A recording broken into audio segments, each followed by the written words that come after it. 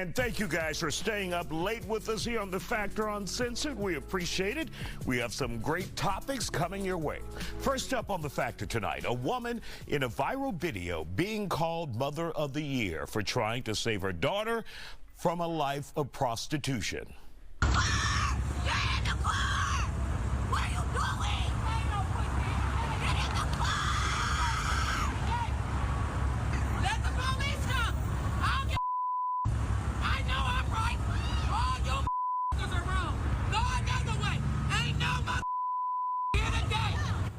And of course, she confronted everyone who was looking to buy a piece, Constable, out there, and shamed them as well. And we're hearing that this is likely California, Los Angeles. Any parent in their right mind would not want to find their child on a corner selling goodies. Joining us to talk about it, Constable Herschel Smith and parent Tiffany Purnell.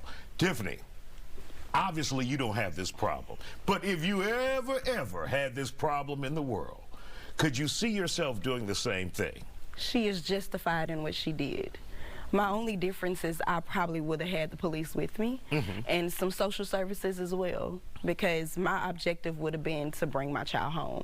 And unfortunately, I didn't see that in that video that went viral. And for those who don't understand, to see a mother's pain, a parent's pain, if your child is out on a corner selling their body, your thoughts on that? What is that like for those who can't quite grasp it?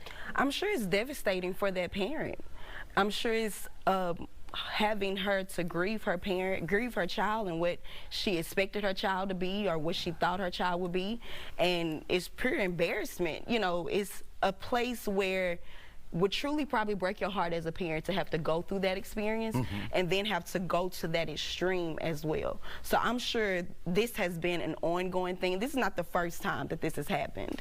And I'm sure this was something that calls for a drastic measure for this mom. You go through hurt, then embarrassment, and then to solve the problem, no damn shame whatsoever. I'm getting my child off that corner. Exactly. All right, Herschel, Constable, your thoughts about this? Well, there's a passage of scripture coming in 14:23 in Luke. It's talking about go out into the hedges and highways and compel them to come. There used to be a time we used to have ministers hit those streets pretty hard and ministering to those in the hood. But nowadays, we don't have that. We don't have that. You know, if they're not coming to the church, nobody's going in the street to try to minister. I did that for 23 years of my life, I remember. And because of that, I have seen guys become productive, you know. But I got a daughter out there right now, and she's out there on drugs. She's heavy. Last time that she was out there, she took an overdose 2 or 3 times. But at the same time, if they're not sick and tired of being sick and tired, they're not going to come out, you know. And as a parent, of course, you're frustrated, you're angry, but you can't be codependent, though. You can't be codependent. People that try to give them everything they need, and when they're hungry, they run to the house, give them some food. So all that is codependent. Let them become sick and tired of being sick and tired. And the churches and the problem, we sit next door to people all the time that got children that's on drugs and all this kind of stuff. They're doing the things that this young lady was doing, but everybody quiet. One thing I'd say to our community, don't wait on a white man to fix our problem. We got to fix our own problem. Until we're sick and tired of being sick and tired of seeing our problem, we're never going to change it. I don't care who you are. That's just the way it is in our community. We'll walk over things and walk over trash and treat people any kind of way and don't realize one day we can be just like that person. And so let's go back to your personal story. When your daughter comes to you for help, the one who's dealing with her issues and her demons, what do? How is your response, and how does that leave you feeling as a parent, as a father? It makes me feel sad as a father, but I don't let me see that part of me. But when she comes, my daughter get a check every month.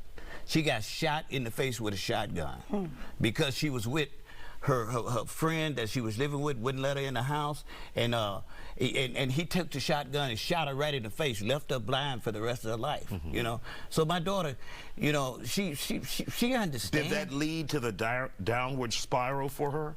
No, she was in a spiral then. Okay. God was trying to get a hold to her, but she missed the mark. She just missed it.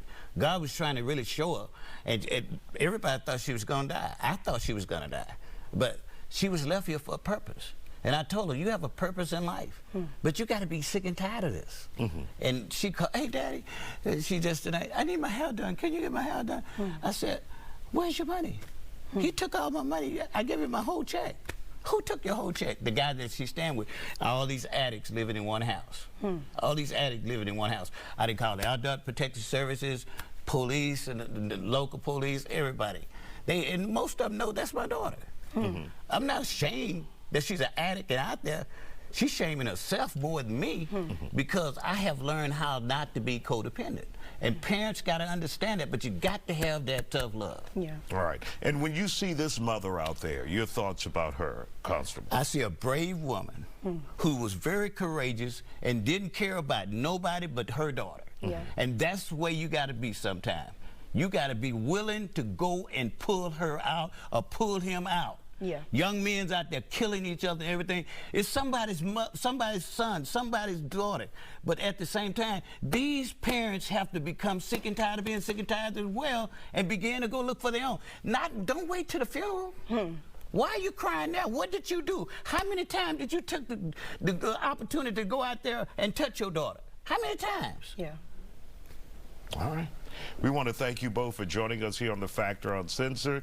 Obviously, it hits home for you, Constable. It is home. It's wrong. And we understand. We understand. Thank you both for joining us here on The Factor Uncensored.